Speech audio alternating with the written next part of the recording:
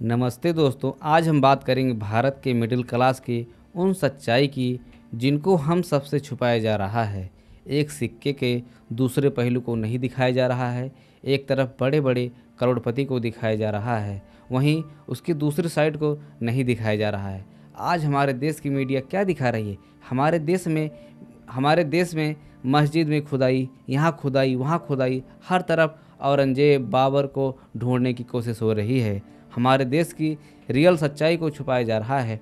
आज हमारे देश के सबसे ज़्यादा परेशान स्टूडेंट देखिए, हमारे सारे दोस्त आए हैं पटना और ट्रैक्टिंग का चेंज हो गया।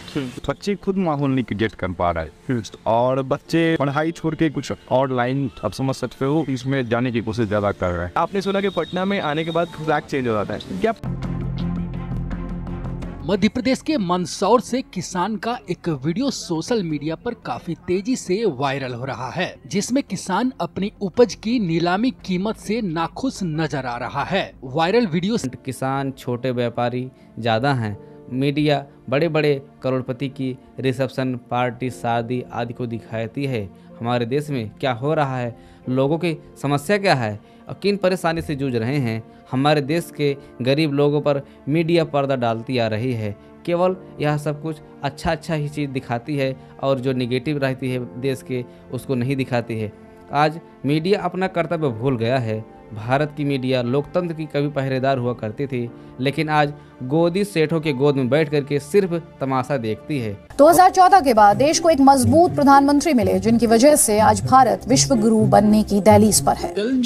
ये नरेंद्र मोदी की ग्लोबल पावर है कि आज की डेट में दुनिया में कोई ऐसा देश नहीं है बॉस जो भारत से टक्कर लेने के बारे में सोचे और हमारे देश के लोगों के बारे में नहीं सोचती है। आज यह मीडिया लोकतंत्र के साथ गद्दारी कर रही है। यह सब कुछ एक तरफा ही चलाती है। आज हमारे देश के मीडिया एक लंगड़ा हो गया है। आज नेताओं से सवाल नहीं पूछती है और पूछती है आप कौन से टॉनिक लेते हो, आपको एनर्जी कहाँ से आती है। देश के लोगों को अब जाग जाने की ज़रूरत है। हमारे देश की मीडिया 180 देशों में 162 नंबर पर आ गई है, ऐसे नहीं आई है। इन गुल्लू काली जैसी एंकरिंग करने वाले ईमानदार गोदी पत्रकारों की देन है। आज हमारे देश की पोजीशन क्या है आप देख ही सकते हैं। और हमारे देश से ज़्यादा पाकिस्तान की मीडिया भारत से अच्छी पोजीशन पर है। अब लौटते हैं अपने मुख्य मुद्दे पर। हमारे देश में मिडिल क्लास की तनख्वाह बढ़ नहीं रही है और खर्च ज़्यादा बढ़ गए हैं।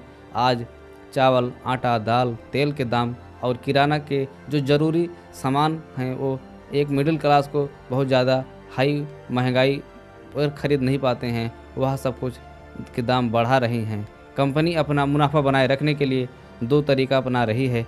सिंक इन्फ्लेशन का सहारा लेती हैं।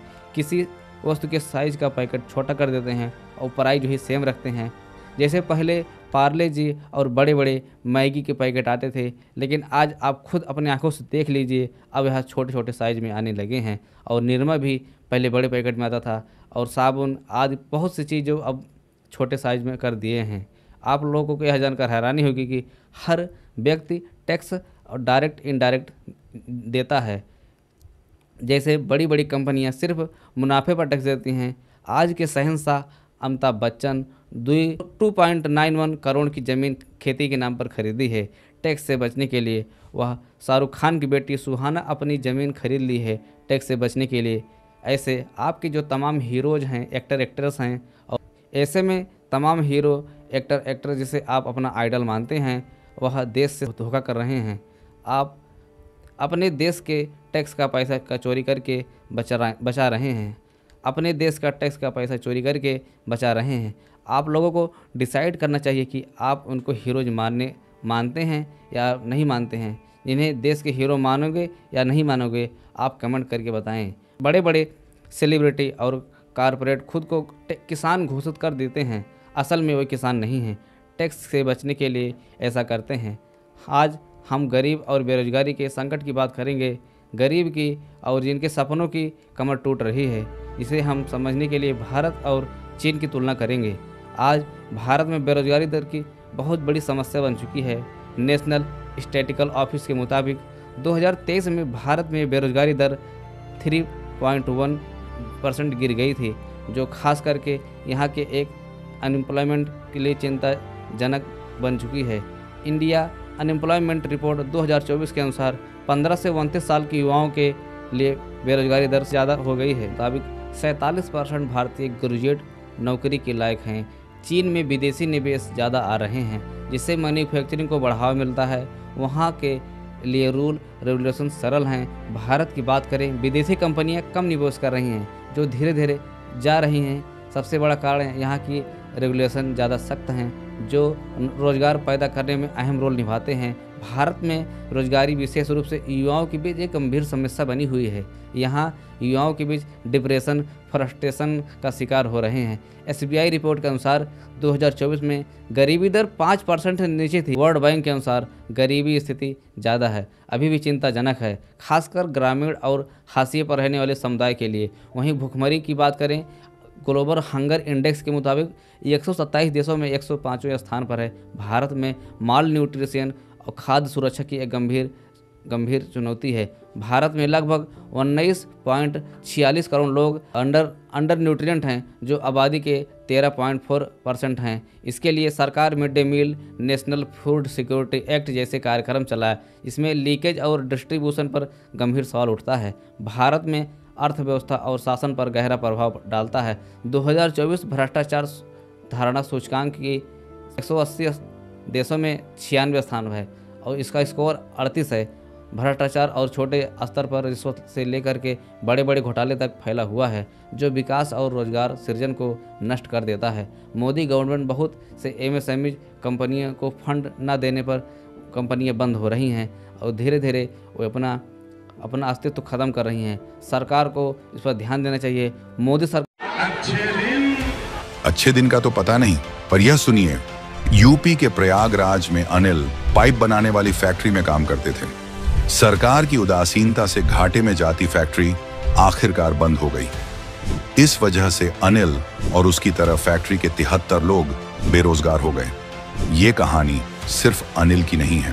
पिछले 5 साल में देश भर में बड़ी संख्या में छोटे उद्योग यानी MSME बंद हुए हैं, जिसके कारण करीब 5 लाख लोग बेरोजगार हो गए हैं। यह आंकड़ा खुद मोदी सरकार ने दिया है। साल 2020 में 724 बेरोजगार, साल 2021 में 42,662 बेरोजगार, साल 2022 में 90,692 बेरोजगार, साल 2023 में 1,18,828 बेरोजगार और साल 2024 में 2,42,886 बेरोजगार। साफ है, मोदी सरकार को छोटे उद्योग और गरीब जनता की कि मुझे परवाह ही नहीं है। परवाह है तो सिर्फ अपने अरबपति मित्रों की। बाकी छोटे उद्योग बंद हों तो हों, लोग बेरोजगार हों तो हों, उन्हें क्या। सरकार की एक और बड़ी फेलियर है, जिसे हम डिमोनेटाइजेशन या नोटबंदी के नाम से हम जानते हैं। भारत की गरीब जनता को बेरोजगारी को बहुत बुरा प्रभावित किया है। 8 नवंबर 2016 की रात को जब भारत में अचानक 500,000 के नोट बंद कर दिए गए, नोटबंदी में सबसे बड़ा झटका गरीबों को लगा, छोटे मजदूरों को लगा, दुकानदार को लगा, किसानों को लगा, जो रोज़ की कमाई पर निर्भर थे। लोग लाइनों में खड़े होकर बहुत परेशान हुए थे। आज याद आता है शायद, और लेकिन इस काम धंधे शायद धीरे धीरे काम धंधे बंद होने लगे थे। लगभग नोटबंदी के समय लगभग 50 लाख नौकरियां चली गईं। RBI के मुताबिक पुराने नोट 99% वापस आ गए हैं, लेकिन नुकसान सिर्फ गरीब को हुआ। लास्ट में ये मेरा सजेशन है, सरकार को हेल्थ और एजुकेशन सिस्टम में एक अच्छी शिक्षा जिससे लोगों की ज़िंदगी बेहतर हो सके, उन्हें सुविधा देनी चाहिए। स्कूल अस्पताल अच्छे होने चाहिए, जिससे आम आदमी को राहत मिलेगी। एक मिडिल क्लास के लिए बहुत फ़ायदेमंद होंगे। प्राइवेट स्कूलों के फ़ी को कंट्रोल करना चाहिए और अस्पतालों पर नज़र रखनी चाहिए, क्योंकि वहाँ जमकर लूटपाट होती है। इसके बाद सरकार को यह भी ध्यान देना चाहिए कि मिडिल क्लास में कौन कौन आता है, इस पर ध्यान देना चाहिए, जिससे वह सही मिडिल क्लास में जी रहे लोगों पर आसानी से सुविधा प्राप्त हो सके।